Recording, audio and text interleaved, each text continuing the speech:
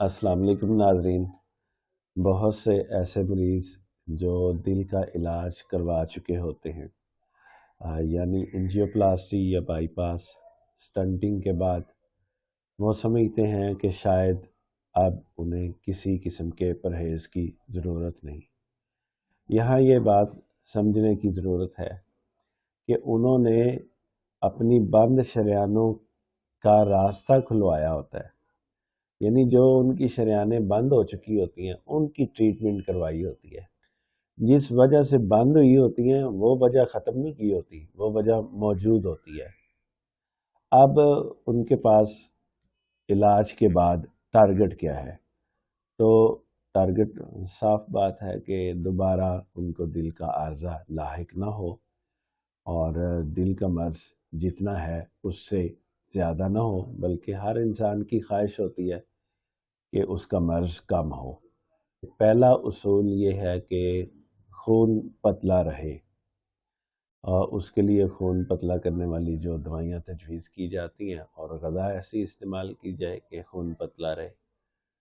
دوسری چیز جو اس مرض میں نقصان دہ ثابت ہوتی ہے وہ گیس قبض ہے، لہذا ایسی غذا استعمال نہ کی جائے جو گیس قبض پیدا کرتی ہے۔ ان دونوں معاملات کا، دونوں اسباب کا سدباب تدارک کیا جاتا رہنا چاہیے۔ اس کی تفصیل 4 کام کریں گے۔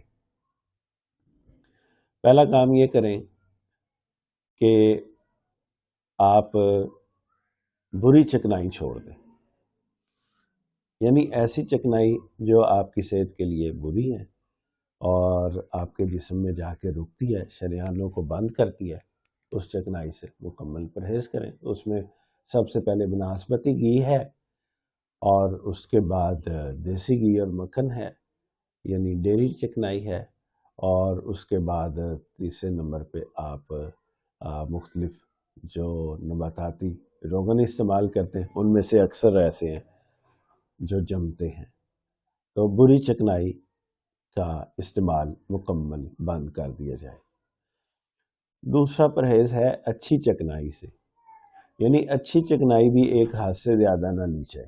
سالن میں ضرورت کے تحت کوکنگ آئل استعمال کیا جائے، جب سالن آپ کھائیں اس سے وہ اتار دیں تری، اور اسی طرح جو مفید تیل ہیں جیسے اولیو ہے اور اس طرح دیگر آئل یا پھر نٹس ہیں تو ان کا استعمال کم کیا جائے، کیونکہ آپ کے جسم کو روغن کی کم مقدار چاہیے، خواہ وہ اچھا روغن ہی کیوں نہ ہو۔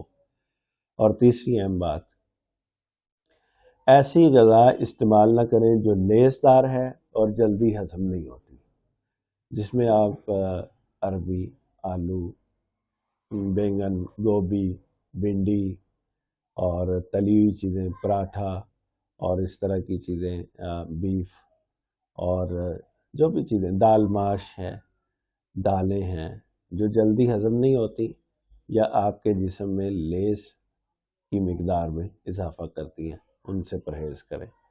اور چوتھی اور آخری بات کہ آپ بازار کی ہر چیز چھوڑ دیں، جس میں بھی گھی استعمال ہوا ہے، جس میں بھی ریفائن کارب استعمال ہوا ہے، جس میں بھی کیمیکل استعمال ہوا ہے، جس میں رنگ استعمال ہوا ہے، جس میں آرٹیفیشل ذائقے ڈالے گئے ہیں، وہ تمام چیزیں، مطلب مٹھائیاں، بسکٹ، بن، رس، ڈبل روٹی، بوتل، جوس، آئس کریم، اسی طرح آپ آگے چلیں تو پھر سوسز ہیں، مایونیز، فاسٹ فوڈ اور تلی ہوئی چیزیں، پراٹھا، یہ تمام چیزیں جو بازار سے دستیاب ہوتی ہیں ان کو چھوڑ دیا جائے۔